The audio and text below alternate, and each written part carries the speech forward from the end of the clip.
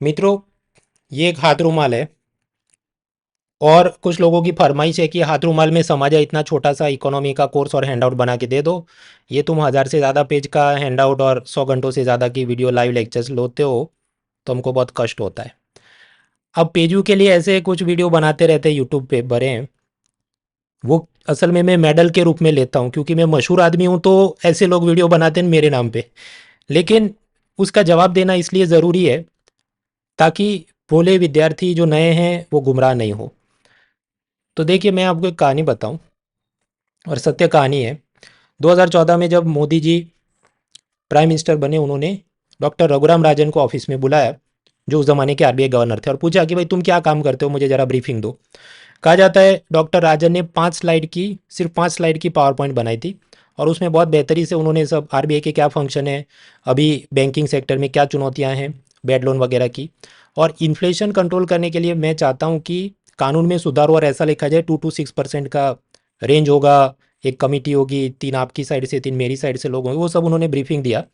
मोदी जी सब समझ भी गए, बेहतरीन, और उन चीज़ों को अमल भी किया था। 2016 में कानून में सुधार होता है, RBI act was amended and 2 to 6% inflation control implemented. तो आप समझो, वो तो दोनों ही जीनियस आदमी और दोनों को पता है, तो 5 स्लाइड में निपटा दिया।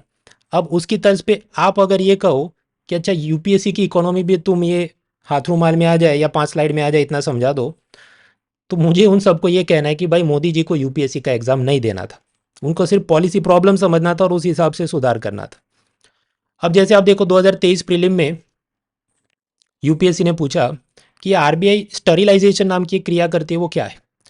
अब ये हमको पढ़ना पड़ता है क्योंकि एनसीईआरटी में दिया है। 2021 में यूपीएससी ने ऐसा पूछा कि एक संस्था है CDSL, central depository services limited, तो आरबीआई ने उसको बनाया है या कौन उसका मालिक है।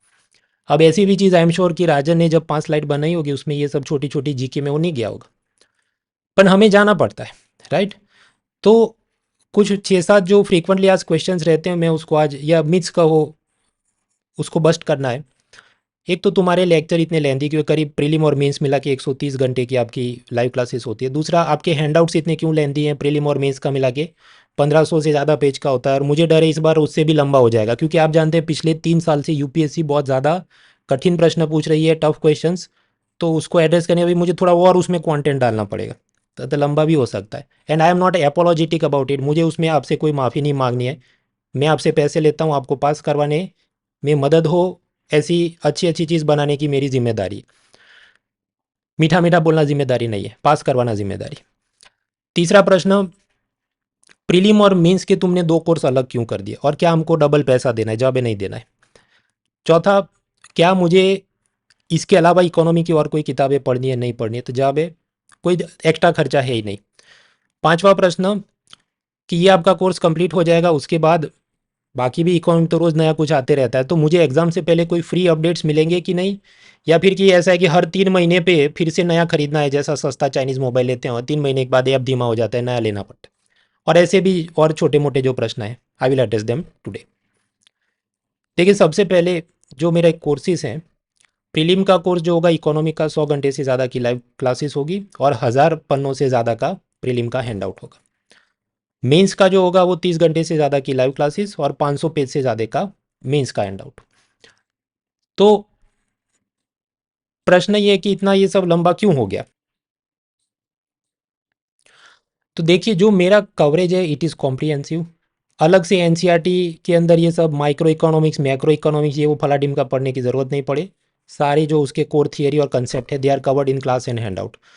उसके बाद जितने और भी कंटेम्पररी इशू है, जैसे 2009 में बिटकॉइन आता है, स्टार्टअप इंडिया 2016 में, नोटबंदी भी 2016 में, जीएसटी आया 2017 में, कोरोना 2020 में, और उसके बाद की रिकवरी के लिए ढेर सारी जो नई योजनाएं चालू की गई, तो ये एवरीथिंग इज कवर्ड।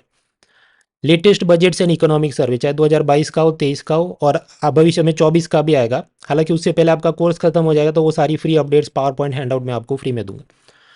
और भी पिछले 2 साल के अंदर करंट अफेयर्स के नाम पे इकोनॉमी में जो जो अलग चीज़ें हुई, तो अलग से आपको कोई 365 कंपाइलेशन ये वो देखने की ज़रूरत नहीं पड़े बिखरा बिखरा। Everything comprehensively covered in my course. और उसके अलावा प्रीवियस ईयर्स के क्वेश्चन पेपर भी इकोनॉमी के हर चैप्टर के साथ दिए हैं, ताकि उसको देख के ही पता चले अच्छा मुझे इतना पढ़ना है और ये छोड़ देना है। तो जब ये सब कुछ कवर हो रहा है तो स्वाभाविक है पेजेस तो 1000 के ऊपर हो ही जाने। और पढ़ाई भी लंबी क्यों होनी है? आप समझो, जो एकदम मालदार लोग हैं तो उनके बच्चे यूपीएससी देने कम ही आते हैं, क्योंकि वो क्या करेंगे, GMAT, IELTS, CAT वगैरह देके एमबीए करना है, फॉरेन जाना है, बिजनेस करना है, दैट इज़ देयर प्लान। तो आईएएस की सपना लेके ज़्यादातर कौन आते हैं? गरीब लोग, लोअर मिडिल क्लास फैमिली, और उसमें भी ऐसे लोग कि जो ऐसा हाई एंड सब कॉलेज और स्कूल के अंदर उनकी पढ़ाई हुई ना हो। तो आप समझो उसकी क्लास 1 से लेके 12 तक जो उसको स्कूल के अंदर वो नहीं समझ पाया था इकोनॉमी, इसलिए कि या तो उसके टीचर्स अच्छे नहीं थे, या वो खुद से भी सीरियस नहीं था पढ़ाई के बारे में। तो उसके 12 साल की जितनी लर्निंग गैप है वो मेरे को कवर करनी है ना। तब क्लास में ऐसे भी लोग आते हैं कि जो जिनको एकदम बेसिक सी चीज़ें भी सप्लाई डिमांड की समझ जानी पड़े। So then it takes time. But again I explain it, क्योंकि फी लेके मैं तो पढ़ा रहा हूँ तो जिम्मेदारी बनती। So I am also not apologetic about it. भाई वो है, अगर आप ज़्यादा केपेबल हैं तो आप उतने पार्ट स्किप करके आगे देख सकते हैं, बट मुझे तो सबसे जो कमज़ोर बच्चा है उसको भी समझ आए ऐसा पढ़ाना पड़े। Same goes for mains examination. Another angle to look at it, देखिए लक्ष्मीकांत की पॉलिटी वो करीब 850 पेज की है, जहाँ पर मोस्टली थियरी सेंट्रिक है, करंट अफेयर्स तो बहुत कम है, और उसमें भी ऐसा नहीं लेटेस्ट सारी चीज़ें आ गई हो, तो भी 850 पेज है। स्पेक्ट्रम जिसमें सिर्फ और सिर्फ थियरी है हिस्ट्री की, फिर भी 850 पेजेस है। तो जब मैं इकोनॉमी आपको थियरी, करंट, कंटेम्पररी इश्यूज, चाहे एलपीजी रिफॉर्म हो, ग्रीन रेवोल्यूशन हो, से लेके नोटबंदी, जीएसटी, एवरीथिंग, पीवाईक्यू भी डाले हो, योजनाएं भी डाली हो, माइंड मैप्स, ग्राफिक्स सब डाला हो, तो 1000 तो होना लाजमी है। हाथ रुमाल पे तो आ नहीं सकता। अब मैं आपको असल में दिखाऊं कि वो हैंड आउट ऐसा क्यों हो जाता है और उसकी क्या खास बात है। देखिए, सपोज ये एक हैंड आउट है, this is dealing with monetary policy, मतलब सीआरआर, एसएलआर, रेपो, ये करीब 50 पेज का हैंड आउट है। अब ये दिखता कैसा है, मैं आपको ये ऊपर से दिखा रहा हूँ। अब मैं आपको बताऊँ ये ऐसा लंबा क्यों हो गया है। देखिए, जब हम मॉनेटरी पॉलिसी, मतलब ये सीआरआर, एसएलआर, रेपो, ये सब समझना होता है तो उसमें एनसीईआरटी की बहुत सारी थियरी की भी समझ लेनी पड़ी। मनी सप्लाई क्या है, M0, M2, M3, M4 वगैरह, तो वो भी सारी थियरी इसी के अंदर कवर्ड हो जाती। तो जब रिवीजन करने पिछली रात बैठे हो तो अलग से अब एनसीईआरटी के ये 4 पेज देने, इसका ये करना, भाई एक ही चीज़ है, इसको देखना है। बहुत सारे उसमें छोटे मोटे ग्राफिक्स भी होते हैं कि अच्छा, कंपनी के पॉइंट ऑफ व्यू से फैक्ट्री और मशीन उसकी एसेट हो सकती है, लेकिन लोन उसकी लाइबिलिटी हो सकती है। बट उसके विपरीत, जैसे आईने में, इन द मिरर, मेरा लेफ्ट हैंड है तो आपका राइट हैंड है, उसी तरह बैंक के पॉइंट ऑफ व्यू से उस बैंक ने जितने लोन दिए हैं वो उसकी एसेट है, और बैंक ने जनता से जो डिपॉजिट लिया वो बैंक की लाइबिलिटी। तो मतलब मिरर जैसा है। और यूपीएससी ने इसका पीवाईक्यू भी पूछा था, ये नीचे लिखा देखो 2019 में, कि which of the following is not a asset of commercial bank. हाँ, तो समझो डिपॉजिट इज नॉट एसेट, क्यों? क्योंकि वो डिपॉजिट तो एसेट थोड़ी, लाइबिलिटी। अब ऐसी भी चीज़ें जो हैं उनको ऐसे सब ग्राफिक्स के ज़रिए मैंने समझा है, क्यों? क्योंकि जो 1 से 12 साल तक स्कूल में, बाद में 3 साल कॉलेज में, आपके टीचर्स चाहे जितने अच्छे बुरे थे, आपकी जितनी लर्निंग गैप रही है, वो सब मेरे को तो कवर अप करनी है। So I have to do things like this. तो ये सब करने में स्वाभाविक है, लंबा तो खींचना ही है। अब लिक्विडिटी क्या है तो उसका भी ग्राफिक्स से समझाना पड़े, राइट? अलग अलग लेटेस्ट इकोनॉमिक सर्वे वगैरह के ऑब्जर्वेशन डालने पड़े। फिर मॉनेटरी पॉलिसी के नाम पे सीआरआर, एसएलआर, रेपो, ये सब कैसे काम करता है। आपको उस बाज़ार में बहुत सारी किताबें, बहुत सारे सब पैसा दे के पीआर और हाइप बनाई जाती है। आप खुद ही लाइब्रेरी में जाके कंपेयर करो कि किसने में इतनी सब अच्छी ग्राफिक्स से चीज़ समझ आ गई, कि वीडियो नहीं भी देखो तो सुकून से ही सिर्फ ये ग्राफिक्स देख लोगे, आपको बहुत सब पता चल जाएगा कि असल में क्या चल रहा है इकोनॉमी में, राइट? मतलब ये क्या C R R, S L R वगैरह है। देन उसके सब टेबल्स और डिफरेंसेस बनाने पड़े। ये अलग अलग आरबीआई की विंडोज़ हैं, कोरोना के दौरान क्या काम किया वो समझाना पड़े। फिर ये पॉलिसी कॉरिडोर के नाम पे ये बहुत सारी चीज़ें चलती है, एमएसएफ क्या, रेपो क्या, रिवर्स रेपो क्या, एसडीएफ क्या, तो ये सब भी सिखाना पड़े। और ग्राफिक्स के साथ, ताकि बाद में, देखिए मैं आपको बोलूँ और दो चार जोक सुना दूँ और आपको सब समझ आए, याद आ जाए, वो अभी के लिए तो काफ़ी हो गया। एग्ज़ाम की अगली रात क्या करोगे? उस वक्त तो सारे वीडियो वापस देख नहीं सकते ना, इसलिए ये सब ग्राफिक्स ऐसे बनाए रहते, so that you can simply understand it. उसी तरह बॉन्ड यील्ड, और फिर ये आरबीआई की मॉनेटरी पॉलिसी, मतलब वो तो हर 2-2 महीने पे अपडेट करते हैं, राइट? तो वो सारे करंट अफेयर्स कहाँ हैं, तो वो भी इसके अंदर कवर्ड है, इसलिए लंबा हो जाता है। ये मैं पहुंचा ऑलमोस्ट। फिर ये अमेरिका के अंदर फैट टेपरिंग होता है, उससे इंडिया में क्या तकलीफ है, से लेके बहुत कुछ।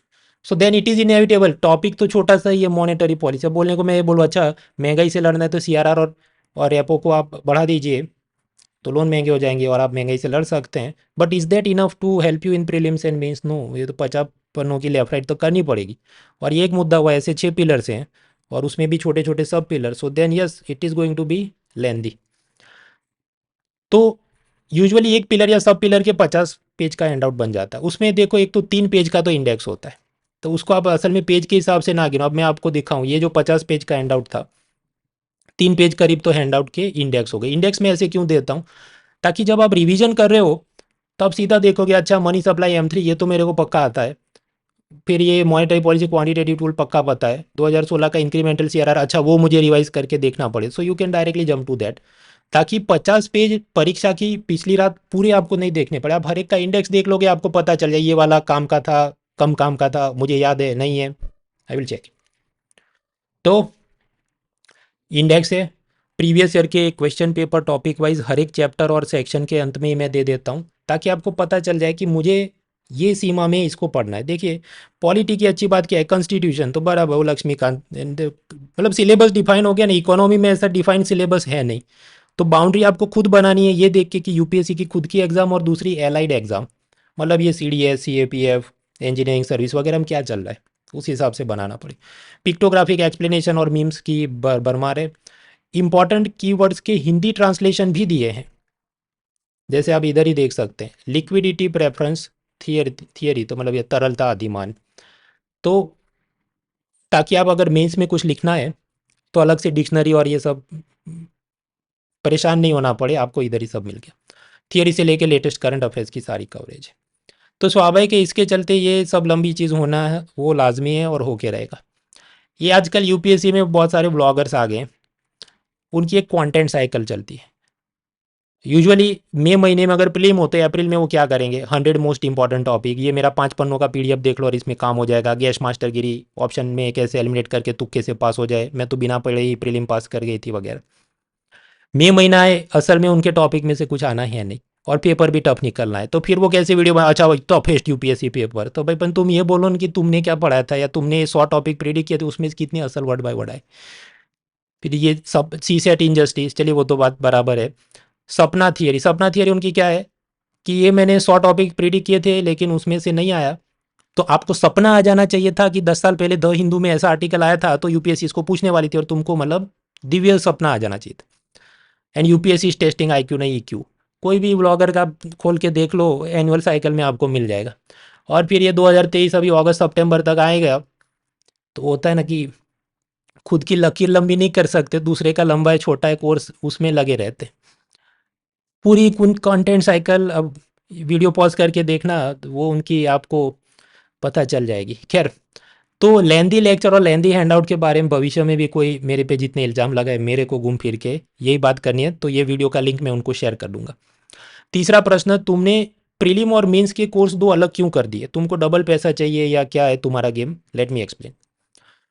मित्रों, ये शिक्षक दिवस यानी 5 सितंबर से मेरा प्रीलिम इकोनॉमी का कोर्स आएगा, तो मतलब उसके हैंडआउट क्लास टेस्ट अलग होगी। और फिर मेंस के लिए दिवाली के बाद करीब 16 नवंबर के आसपास मेरा मेंस का अलग कोर्स होगा, उसके हैंडआउट टेस्ट सब अलग होंगे। इसका मतलब ये नहीं कि आपको 2 बार पैसा देना है ना, it is just like Netflix. Unacademy is like Netflix कि आप एक बार सब्सक्रिप्शन लेते हैं और सारे शो अनलॉक हो जाते हैं। तो प्रश्न ये होता है तो तुमने फिर दो दो क्यों किए, एक ही कंबाइन रखो ना, तो हमको पढ़ने में सुविधा रहे। ये पढ़ने में सुविधा रहेगी लेकिन रिवीजन में सुविधा नहीं रहेगी। क्योंकि आप समझिए, मई महीने में प्रीलिम हो तो उस वक्त मैंने बताया 1000 पेज का तो प्रीलिम का हैंड आउट है। अब अगर मैं उसमें मेंस का भी माल डाल दूं जो करीब 500 पेज का और चल जाए, क्योंकि उसमें और भी बहुत सारे एनालिटिक पार्ट ऐसे कवर करने होते हैं जो पेपर 1 उसमें पॉवर्टी इश्यूज, अर्बनाइजेशन, पॉपुलेशन के इश्यूज, मीन्स पेपर 2 के अंदर भी इश्यूज रिलेटेड टू मतलब various sectors of economy, hunger, poverty, international organization, means paper 3 में इकोनॉमी खुद, फिर agriculture, farm subsidies, food processing industry से लेके मीन्स पेपर 4 में कॉर्पोरेट सोशल रिस्पॉन्सिबिलिटी और कॉर्पोरेट गवर्नेंस। तो दूसरे और 500, क्योंकि उसके अंदर पुराने नया सिलेबस जब से आया 2013 से मेंस का नया सिलेबस आया, तब से लेकर अब तक जो जो पूछा वो सारे के मॉडल आंसर भी ऑटोमेटिकली कवर हो जाए, इंट्रोडक्शन कंक्लूजन सब उसमें आ जाए, ऐसी वो माल है, तो स्वाभाविक है वो भी लंबा है।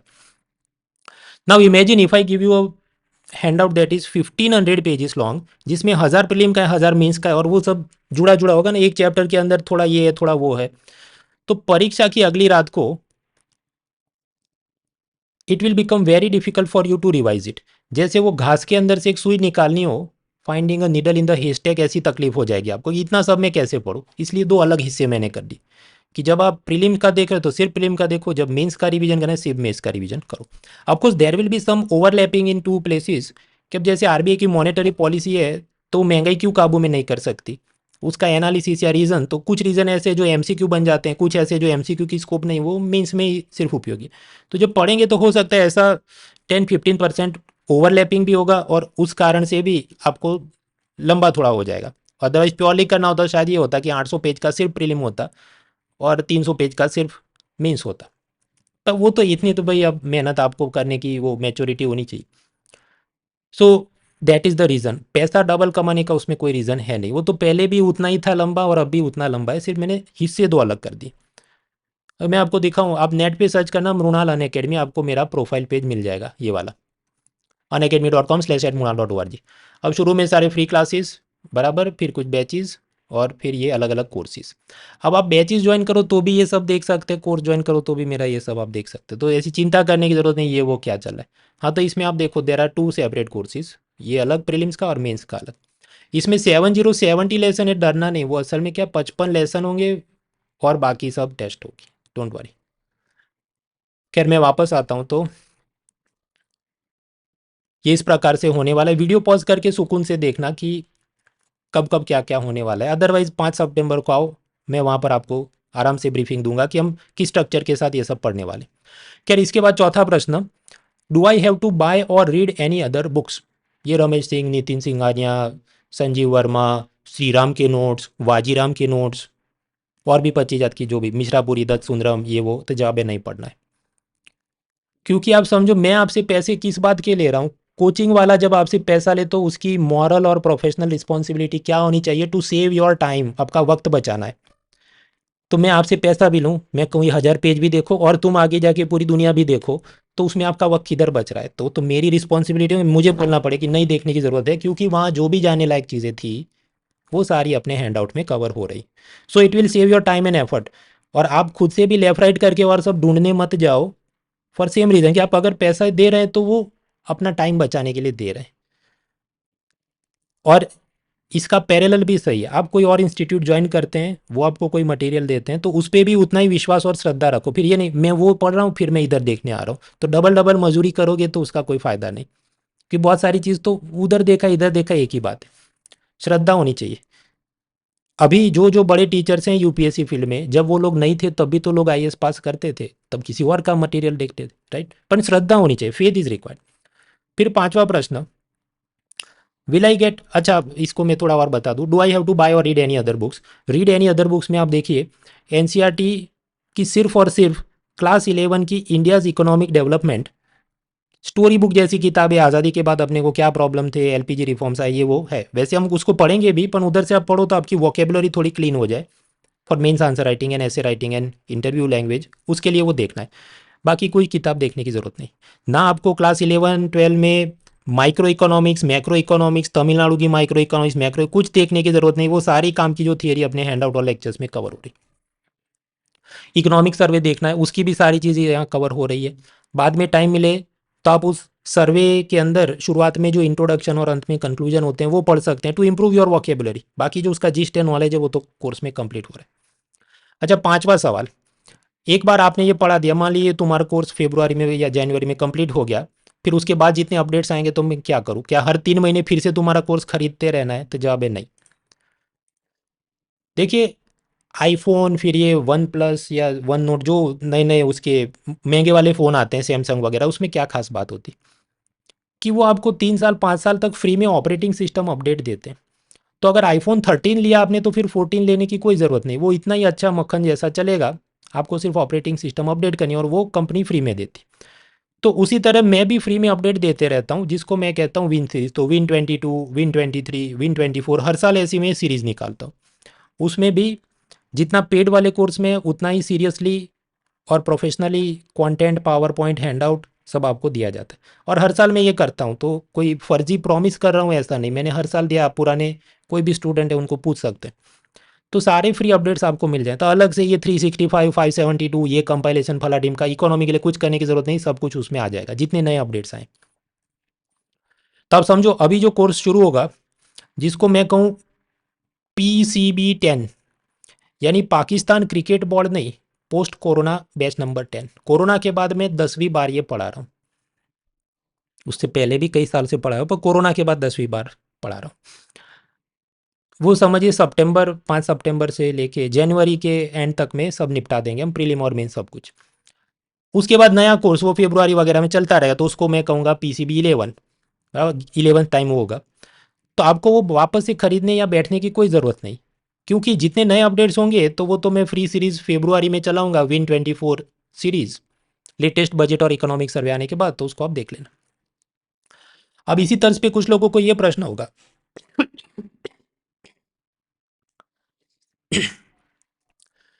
कि मैं 2025 की एग्ज़ाम देना चाहता हूँ या चाहती हूँ, तो मुझे अभी ज्वाइन करूँ 5 सितंबर या मैं वेट करूँ? तो दोनों option are advisable. Option A कि हाँ ज्वाइन कर लो, क्योंकि इकोनॉमी जल्दी निपटा दोगे तो न्यूज़पेपर करंट अफेयर्स में जितना आ रहा है आप जल्दी से समझ पाओगे।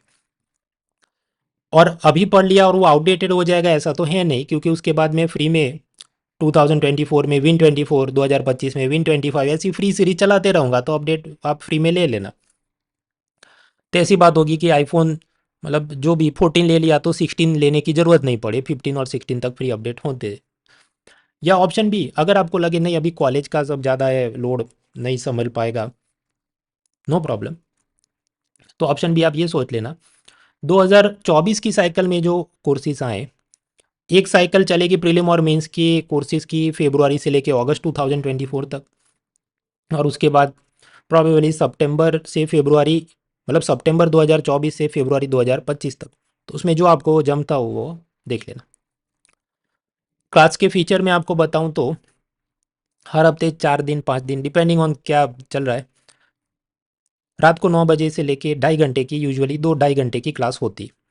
रात को मैं 9 बजे इसलिए रखता हूँ ताकि working professional, college going student, home maker सब लोग उसको अटेंड कर सके लाइव में। नहीं देख पाए तो रिकॉर्डेड सेशन भी देख सकते हैं, और वो भी जितनी बार देखना हो इतना देख सकते हैं। कुछ ऐसे होते हैं कि 3 बार उनके टैबलेट में तुम देखो फिर लॉक हो जाए, इधर ऐसा कोई प्रॉब्लम है नहीं, आप मन चाहे बार देख सकते हैं। हालांकि इतनी 3 बार 30 बार देखने की ज़रूरत भी नहीं पड़ेगी, क्योंकि पहली बार में आसानी से समझ आ जाए, ऐसी अपनी स्टाइल है, ऐसे अपने इन्फोग्राफिक मीम्स चार्ट और एक्सप्लेनेशन होती। लाइव क्लास आप अटेंड करें ऐसी मेरी सलाह है, भले recorded sessions are available but try to attend live class. उसका कारण क्या, रिकॉर्डेड जब आप देखते हैं तो फास्ट फॉरवर्ड में देख लूँगा, स्किप मार मार के देख लूँगा, just like this web series on Netflix, तो आप पूरी चीज़ ग्रहण नहीं कर पाते। लाइव क्लास है तो मतलब क्या हुआ, फास्ट फॉरवर्ड कर नहीं सकते, जैसे चल रहा है ऐसे ही चलना है और ऐसे ही पढ़ना है, तो बॉडी धीरे धीरे, दिमाग धीरे धीरे उन चीज़ों को एब्जॉर्ब करता है, तो लंबी समय तक वो दे विल स्टे। बाकी रिकॉर्डिंग्स भी है, वीकली क्विज होती है, बुधवार को रात को क्विज होती है, जितना पिछले हफ्ते पढ़ा होता है उसकी क्विज यूजुअली बुधवार को होती है, और पूरा कोर्स कंप्लीट होने पर करीब 100 क्वेश्चन की एक और क्विज होती है। और ये वीकली क्विज में भी 30 से लेके 50 सवाल होते हैं, जिसमें मैंने बनाए हों वो भी, प्रीवियस ईयर के पेपर वो भी, तो वो भी समझो हर वीक 50-50 के आसपास तो क्वेश्चंस भी चलते रहते हैं। वीकली डाउट रेजोल्यूशन भी, जो जो आपको डाउट आए वीकली बेसिस पे मैं उसके जवाब बना के भी शेयर कर देता हूँ। छठा प्रश्न, will you teach as per the latest trend? कि भाई यूपीएससी की तो डिफ़िकल्टी काफ़ी बढ़ रही है, तो तुम नया पढ़ाने वाले हो या वही पुराना माल सब फिर से चेपने वाले हो? तो जवाब है मैं नया पढ़ाने वाला हूँ। अब वो ऐसा है, देखिए इकोनॉमी एंड गवर्नमेंट स्कीम साथ में मिला के चले, तो 2023 में क्या क्या पूछा अभी हम समझने नहीं बैठेंगे, क्योंकि वो खुद में ही बहुत टाइम ले जाएगा, बट ये चीज़ें थी, वीडियो पॉज करके देखना। अब मैं क्या कर रहा हूँ, देखिए इतने सालों तक तो हर साल ट्रेंड के हिसाब से मैं चीज़ों को अपडेट करता रहा। अब और क्या नया आया है, तो पिछले ये 2-3 साल से डिफ़िकल्टी लेवल और ज़्यादा बढ़ रहा है, तो उस हिसाब से मतलब शायद ये है कि वो जो भी प्रोफेसर बैठते थे क्वेश्चन बैंक सप्लाई करने के लिए, वो अब बदल चुके हैं, अब नए लोग आए हैं, तो उनका दिमाग थोड़ा अलग दिशा में जा रहा है, चाहे शेयर मार्केट की तरफ हो या बैंकिंग का थोड़ा और टेक्निकल नॉलेज हो। तो कब कब क्या क्या पूछा उसका मैं सब मैपिंग करके रखता हूँ, और इकोनॉमी में 6 पिलर में पढ़ाता हूँ, तो ये चार्ट असल में आपके लिए नहीं, ये मेरे सेल्फ रेफरेंस के लिए, ये मैं आपको इसलिए दिखा रहा हूँ कि यहाँ पर आप देखो, जहाँ पर भी ब्लैक बॉक्स है इसका मतलब कि उस साल उस टॉपिक में से कुछ नहीं पूछा था। कि जैसे इंश्योरेंस की मैं बात करूँ, पिलर 1D1, 2023 में नहीं पूछा, 2022 में नहीं पूछा, 2021 में नहीं पूछा, 2020 में अतरंगी प्रश्न कुछ पूछा साइबर इंश्योरेंस। वो अतरंगी इसलिए था, वो प्रश्न में ऐसा था कि कोई हथौड़ा मार के तुम्हारा कंप्यूटर तोड़ दे तो साइबर इंश्योरेंस कंपनी पैसा देगी कि नहीं देगी। और वो भी मतलब जवाब तो उसका भी खैर मिल नहीं रहा था, अलग अलग कोचिंग इंस्टीट्यूट का अलग अलग जवाब था। But any so I keep track of what is happening. तो अब जो लेफ्ट राइट करनी है हर एक टॉपिक में, वो कितनी करनी है वो मैं उस हिसाब से चीज़ों को अपडेट करते रहता हूँ और करते रहूँगा।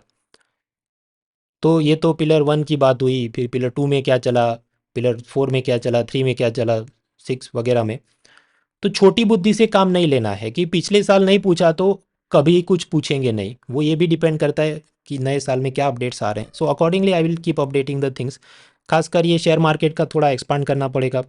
योजनाएं वो हम पढ़ते थे, government schemes are covered in this course, पर इस साल क्या किया कि बहुत बारीक बारीक उसमें टेक्निकल डिटेल्स पूछे। जैसे एक था एनीमिया मुक्त भारत, अब उसकी बेसिक तो हम सब पढ़ के जाएं और पढ़ाया भी था। उसने कुछ ऐसा पूछा कि बच्चा पैदा होता है तो उसकी जो वो होती है अम्बेलिकल कॉर्ड, उसको थोड़ी देर बाद काटना चाहिए ताकि उसमें जो खून है वो उसके शरीर में जाए और उसको उस हिसाब से जो हीमोग्लोबिन और मिले।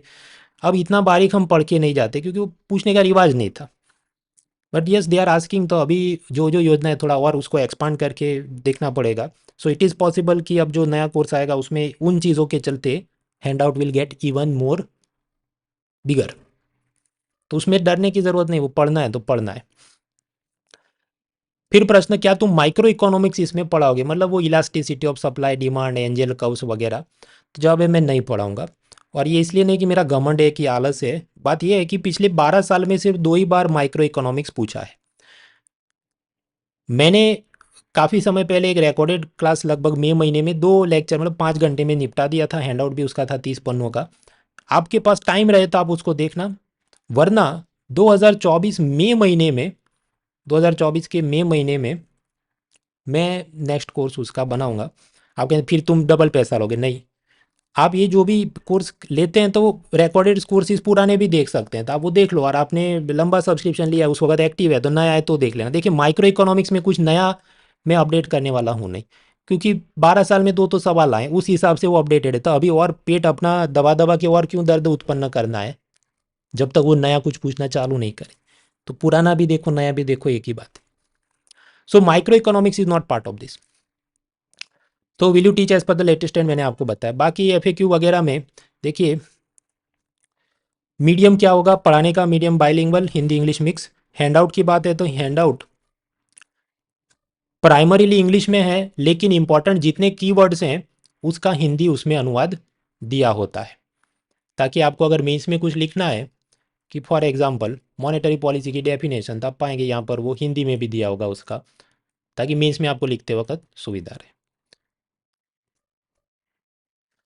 क्विज जो होती है वीकली बेसिस पर वो बाइलिंगुअल इंग्लिश और हिंदी दोनों में होती है। बाकी भी कुछ डाउट्स हो आप ये यूट्यूब के नीचे कमेंट सेक्शन में आप पूछ लेना, मैं कोशिश करूंगा जवाब दिए जा सके। और अन अकेडमी ऐसी चीज़ है कि ये ऐसा नहीं कि आप सिर्फ मेरा कोर्स ले रहे हैं, एक ही सब्सक्रिप्शन के अंदर history geography polity economy environment science current affairs CSAT as per latest and वो सब कुछ आ जाता है within one subscription. Power point notes practice question mains test series with evaluation वो भी इसके अंदर इम्बेडेड है। Doubt resolution theory cover current both covered, सब कुछ आपको मिल सकता है with very attractive discount offer also using the code murnal.org। तो इन सब चीज़ों का फ़ायदा उठाइए if you are interested, take benefit of this, let's crack it.